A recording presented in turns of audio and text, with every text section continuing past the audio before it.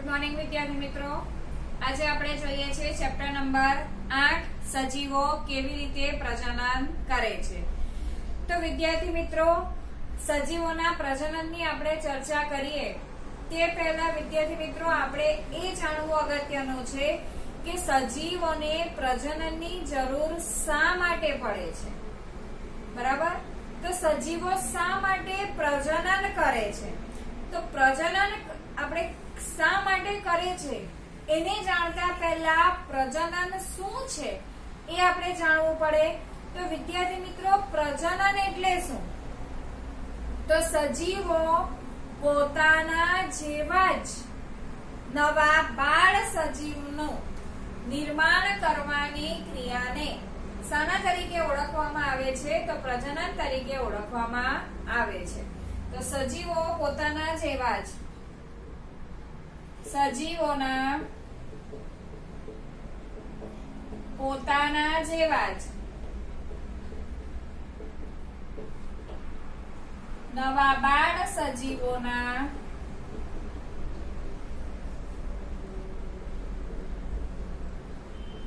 નિર્માણ કરવાની પ્રક્રિયાને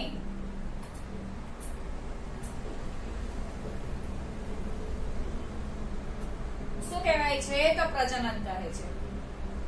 પ્રજનનની અંદર દરેક સજીવ પોતાના જેવા જ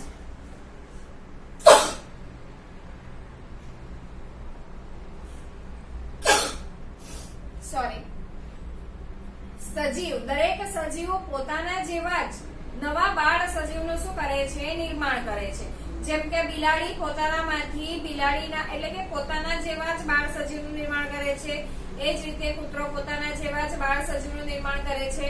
મનુષ્ય પોતાના જેવા જ પોતાના જેવો જ દેખાતા બાળ સજીવનું શું કરે છે? નિર્માણ કરે છે। તો સજીવોના પોતાના જેવા જ નવા બાળ સજીવના નિર્માણ કરવાની પ્રક્રિયાને શેના તરીકે ઓળખવામાં આવે છે? તો પ્રજનન તરીકે ઓળખવામાં આવે છે। હવે વિદ્યાર્થી મિત્રો, આપણે એ પ્રશ્ન કરી શકીએ કે સજીવો પ્રજનન શા માટે કરે છે? તો વિદ્યાર્થી મિત્રો, સજીવો પ્રજનનની ક્રિયા દ્વારા પોતાની જાતિનું શું જાળવે છે? અસ્તિત્વ જાળવે છે। જીવ સાતત્યતા જળવાઈ રહે એટલા માટે કે આપણા દાદાના દાદાના દાદા છે કે કોણ આપણો વારસો સંભાળશે? તો ભાઈ આપણા પપ્પા છે। તો આપણા પપ્પાના પછી કોણ આપણો ઘરનો કારભાર સંભાળશે? બરાબર, એટલે કે પોતાની પેઢી શું રહે છે? ચાલુ રહે છે। તો આમ પેઢી ચાલુ રહે એના માટે કે આપણું જીવ સાતત્ય જળવાઈ રહે, આપણી જાતિ જળવાઈ રહે, તો એના માટે શું જરૂરી છે? તો પ્રજનનની ક્રિયા જરૂરી છે। તો વિદ્યાર્થી મિત્રો, સજીવ પ્રજનન શા માટે કરે છે? તો પ્રજનનની ક્રિયા દ્વારા એ પોતાનો જીવ સાતત્ય જળવાઈ રહે, પોતાની વસ્તી જળવાઈ રહે, પોતાની જાતિ જળવાઈ રહે, પેઢી દર પેઢી એ ક્રમ શું રહે છે? ચાલુ રહે છે। હવે પ્રજનન જે છે વિદ્યાર્થી મિત્રો, એ આવશ્યક ક્રિયા છે। પ્રજનન જરૂરી છે। પ્રજનન દ્વારા જ આપણે બાળ સજીવનું નિર્માણ કરી શકીએ છીએ અને પોતાનો વારસો આપણે તેને સોંપી શકીએ છીએ।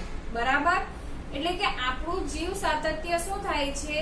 જળવાઈ રહે છે, જાતિ જળવાઈ રહે છે। એટલે પ્રજનન જે છે તે આવશ્યક ક્રિયા છે, પરંતુ વ્યક્તિગત સજીવની જીવિતતા માટે પ્રજનન જરૂરી છે એવું આપણે કહી શકીએ નહીં।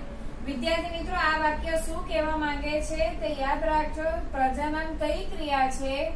આવશ્યક ક્રિયા છે, પરંતુ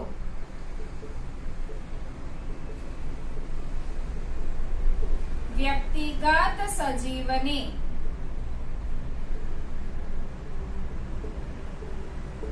જીવિતતા માટે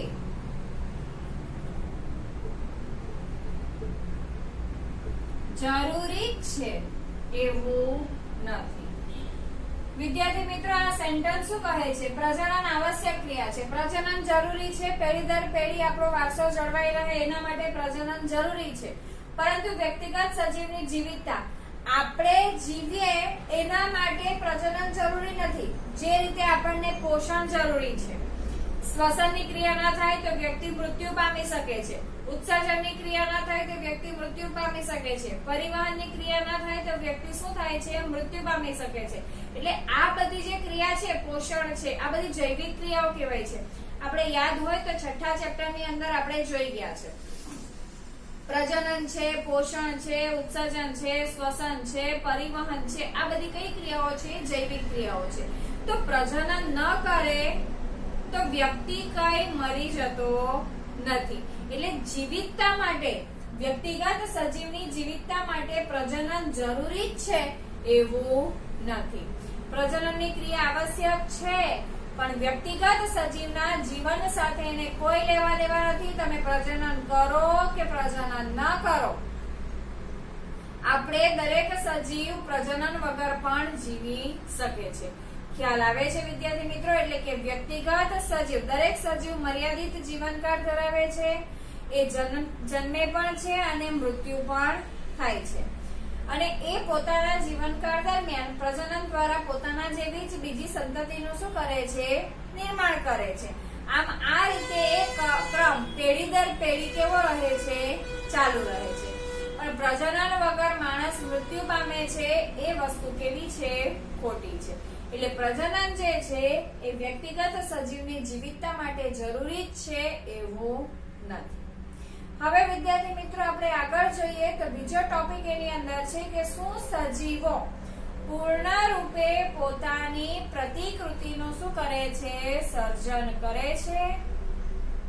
હવે આપણે તો એવું કીધું કે પ્રજનનની ક્રિયા જે થાય છે એના દ્વારા આપણે પોતાના જેવા જ બાળ સજીવનું શું કરીએ છીએ, નિર્માણ કરીએ છીએ.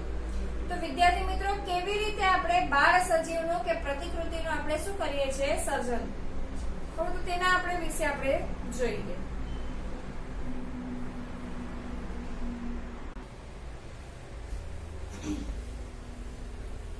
હવે જોઈએ સજીવો.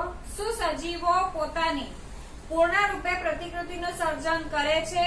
તો વિદ્યાર્થી મિત્રો જો એક જ જાતિના સજીવો હોય તો એ સજીવો આકાર, કદ અને દેખાવમાં કેવા હોય છે, સમાન હોય છે. કેવી રીતે? જેમ કે આપણે મનુષ્ય જોઈએ તો મનુષ્ય આ જ રીતે જોવા મળે છે. એના બે હાથ, બે પગ, બે આંખ, એ રીતે. બિલાડીના બચ્ચા જો તો તમને બધી જ બિલાડીની જાતિ કેવી જોવા મળે છે, સમાન જોવા મળે છે. કૂતરાની જોઈએ તો એ રીતે જોવા મળે છે. ગાયની અંદર જોઈએ તો શિંગડા જોવા મળે છે, લાંબી પૂંછડી જોવા મળે છે. તો એ રીતે કેવું મળે છે, તો જાતિમાં સમાનતા જોવા મળે છે. તો જો એક જ જાતિના સજીવો હોય તો એ જાતિની અંદર શરીરની સંરચના, કદ અને દેખાવ કેવા હોય છે, સમાન હોય છે. તો એક જ જાતિના સજીવો કેવા હોય છે, સમાન હોય છે.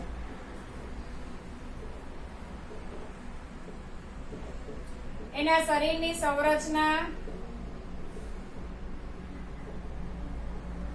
કદ,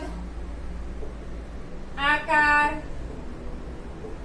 દેખાવ કેવા હોય છે, સમાન હોય છે. વિદ્યાર્થી મિત્રો આપણે આગળ 9મા ધોરણની અંદર અભ્યાસ કરી ગયા છે કે કોષ કેન્દ્રની અંદર શું રહેલા છે, રંગસૂત્ર રહેલા છે. અને એ રંગસૂત્ર પર શું રહેલો છે, તો કાર્યકારી ટુકડો રહેલો છે, ડીએનએ. બરાબર, ડીએનએ છે રંગસૂત્ર એટલે કે ડીએનએ. અને એ ડીએનએ ની અંદર શું રહેલા છે, જનીન રહેલા છે. તો કોષ કેન્દ્રની અંદર રહેલા રંગસૂત્રના જે ડીએનએ છે એ જે ડીએનએ છે એ આનુવંશિક લક્ષણો માટે શું છે, જવાબદાર છે. વિદ્યાર્થી મિત્રો સજીવ જે બાળ સજીવનું નિર્માણ કરે છે એ પૂરેપૂરો તો નહીં. મનુષ્યની આપણે જો વાત કરીએ લિંગી પ્રજનન આધારિત, તો લિંગી પ્રજનન આધારિત જે બાળ સજીવનું નિર્માણ થાય છે મનુષ્યની અંદર તે પૂરેપૂરો પોતાના ફાધર કે મધર જેવો નથી દેખાતો. હા, પણ એની અંદર ફાધર કે મધરના શું જોવા મળે છે, લક્ષણો જોવા મળે છે. અને સાથે સાથે થોડી ઘણી શું જોવા મળે છે, ભિન્નતા પણ જોવા મળે છે. પોતાના જ લક્ષણો છે માતાના કે પિતાના, એ લક્ષણો બાળ સજીવની અંદર કોના દ્વારા ઉતરે છે, તો ડીએનએ દ્વારા ઉતરે છે. આમ ડીએનએ એ વારસાગત લક્ષણો માટે શું છે, જવાબદાર છે. તો કોષ કેન્દ્રના રંગસૂત્રની અંદર શું રહેલું છે, ડીએનએ.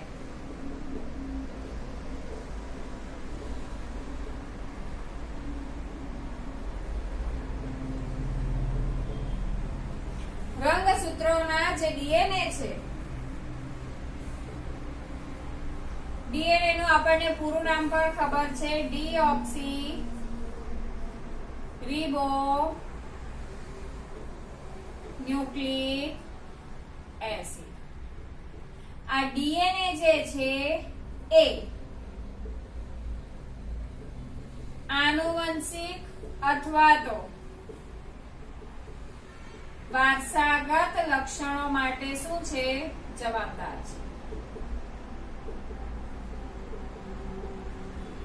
કેવી રીતે જવાબદાર છે, તો વિદ્યાર્થી મિત્રો આપણે વાત કરીએ કે આપણે આપણી મમ્મીને સાંભળ્યું હશે કે પપ્પાને સાંભળ્યું હશે કે કોઈક સગાવાલાને વાત કરતા સાંભળ્યું હશે કે આપણે પણ કોઈક નાના છોકરાને જોવા માટે જઈએ તો આપણે એવું કહીએ છીએ ને, પૂછીએ છીએ, અરે કોના જેવું દેખાય છે, એની મમ્મી જેવું દેખાય છે કે એના પપ્પા જેવું દેખાય છે. પછી આપણે આગળ જતા પણ એવું સાંભળ્યું હશે કે આની ઊંચાઈ કેવી છે, વધારે છે. કોના પર પડેલી છે, તો ભાઈ એના ઘરમાં એના પપ્પાનું કદ કેવું છે, પપ્પા ઊંચા છે એટલે એના પર પડેલી છે, એના પપ્પા પર પડેલી છે. તો એ ઊંચાઈનું લક્ષણ એના કોના તરફથી આવ્યું, તો એના પપ્પા તરફથી આવ્યું. રંગરૂપની આપણે વાત કરીએ તો પપ્પા જરાક શ્યામ હોય, મમ્મી જરાક ગોરા હોય અને આવનાર સંતતિ કેવી હોય, આવેલ સંતતિ થોડી ગોરી હોય. તો આપણે શું કહીએ છીએ કે ભાઈ એના પપ્પા પર નથી પડી, પણ કોના પર પડેલી છે, તો એની મમ્મી પર પડેલી છે. કેમ? કારણ કે એની મમ્મી ગોરી છે. એ ગોરાપણાનું લક્ષણ કોનામાંથી આવ્યું, તો મમ્મીમાંથી આવ્યું. આમ રંગસૂત્રના ડીએનએ જે છે તે વારસાગત લક્ષણો માટે શું છે, જવાબદાર.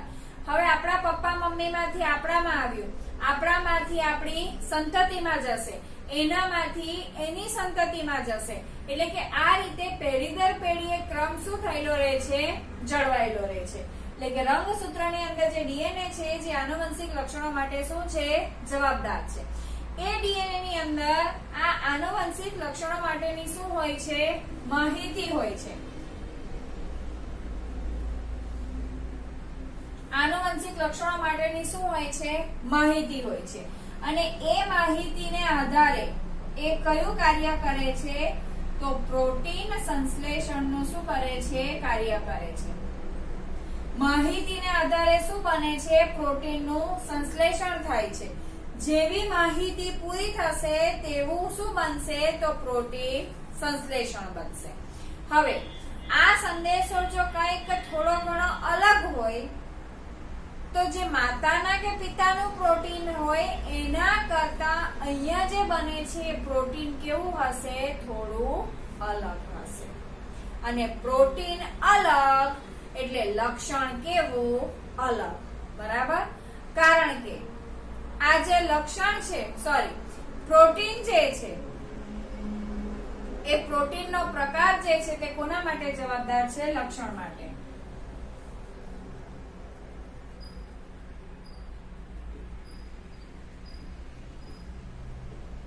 પ્રોટીનનો પ્રકાર કોના માટે જવાબદાર છે, લક્ષણ માટે જવાબદાર છે. બરાબર?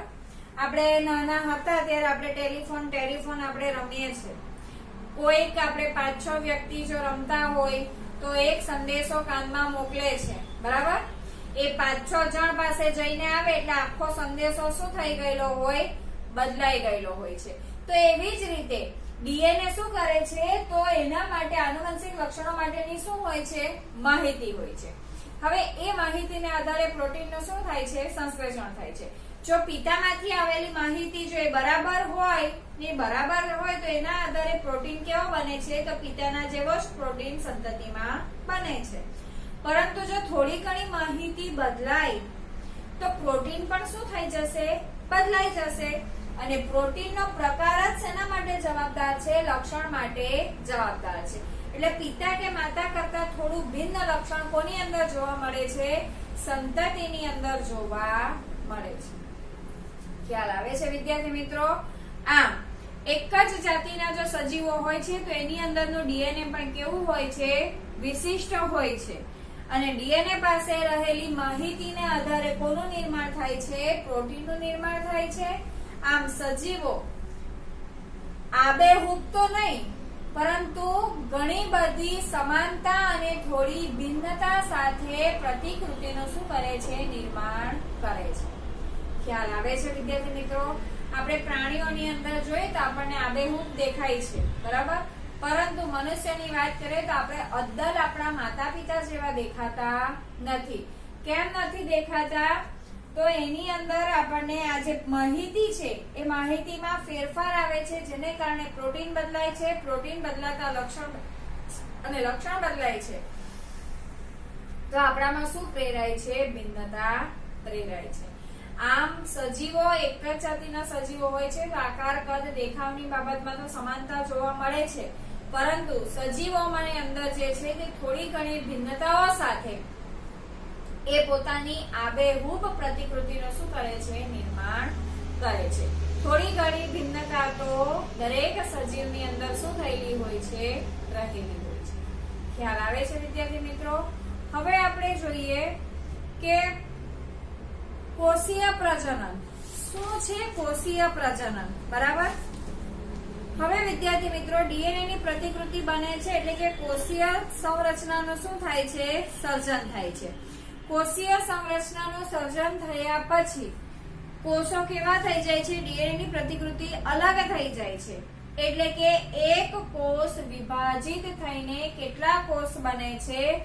2 કોષ બને છે. તો હવે આપણે આગળ જોઈએ વિદ્યાર્થી મિત્રો કે આ કોષ કેવી રીતે બને છે એની આપણે થોડી માહિતી લઈએ.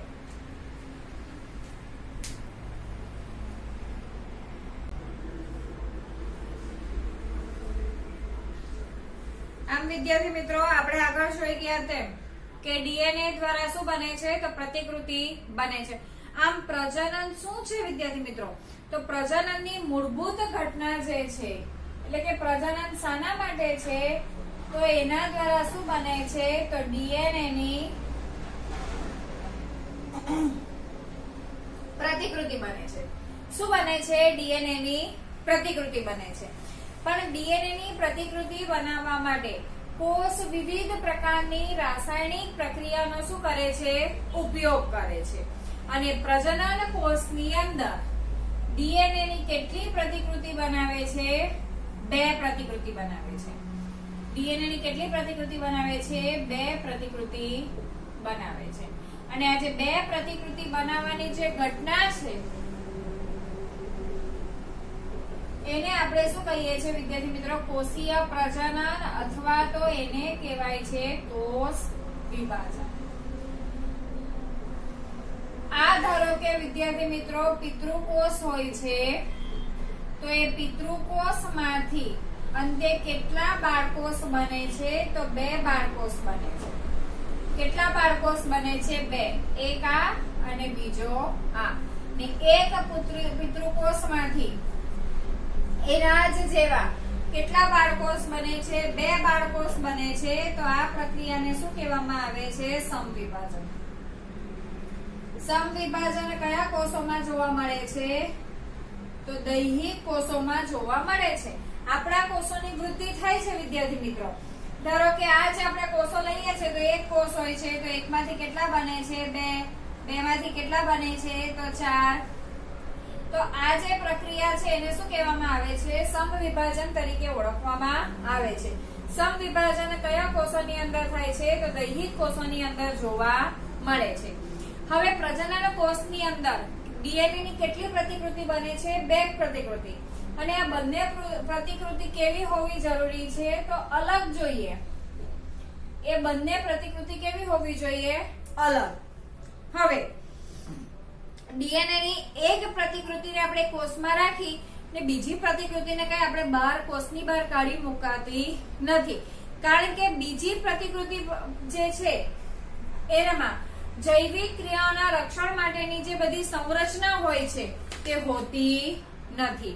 એટલે ડીએનએ ની પ્રતિકૃતિ બનાવવાની સાથે સાથે બીજી કોષીય સંરચનાનું પણ શું થવું જોઈએ? સર્જન થાય છે. અને અંતે આ બંને જે ડીએનએ ની પ્રતિકૃતિઓ છે એ તેમની સાથે કોષીય અંગિકાઓને લઈને બે સમાન બાળકોષમાં શું પડે છે? અલગ પડે છે. દરેક બાળકોષની અંદર એનો કોષ કેન્દ્ર, એની બધી અલગ અલગ કોષીય શું હોય છે? અંગિકા. આ બાળકોષમાં પણ સમાન અને આ બાળકોષની અંદર પણ સમાન. એટલે કોષ વિભાજન ફક્ત ડીએનએ પ્રતિકૃતિના સર્જન પૂરતું જ હોતું નથી. એની અંદર બીજી જૈવ રાસાયણિક પ્રક્રિયાનો પણ ઉપયોગ થાય છે અને એની સાથે સાથે એની અંદર બીજી કોષીય અંગિકાઓનું પણ શું થાય છે? સર્જન થાય છે. અને બંને બાળકોષ પોતાની સાથે એ અંગિકાઓને લઈને છૂટા પડે છે અને બે સમાન બાળકોષમાં શું થાય છે? એનું નિર્માણ થાય છે. હવે જોઈએ આપણે વિદ્યાર્થી મિત્રો આગળ કે કોષ વિભાજન દ્વારા જે બાળકોષો ઉત્પન્ન થાય છે એ બાળકોષો બંને કેવા છે? સમાન છે. આમ છતાં પણ એ બંને સમરૂપ નથી. તેનું કારણ શું છે? તો એનું કારણ જે છે કે ડીએનએ આપણે આગળ શીખી ગયા કે ડીએનએ શું લાવે છે? તો આનુવંશિક માહિતી લાવે છે.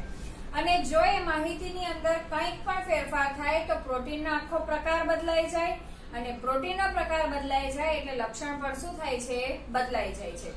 પરિણામે કોનું સર્જન થાય છે? તો ભિન્નતાનું સર્જન થાય છે.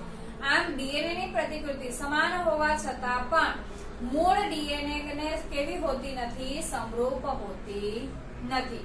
મૂળ ડીએનએ કરતા તેની પ્રતિકૃતિમાં ભિન્નતાઓ જો તીવ્ર અને ઝડપી હોય, બરાબર, તો આ ભિન્નતાને કારણે બાળ સંતતિ જે છે તે શું પામી શકે છે? મૃત્યુ પણ પામે છે.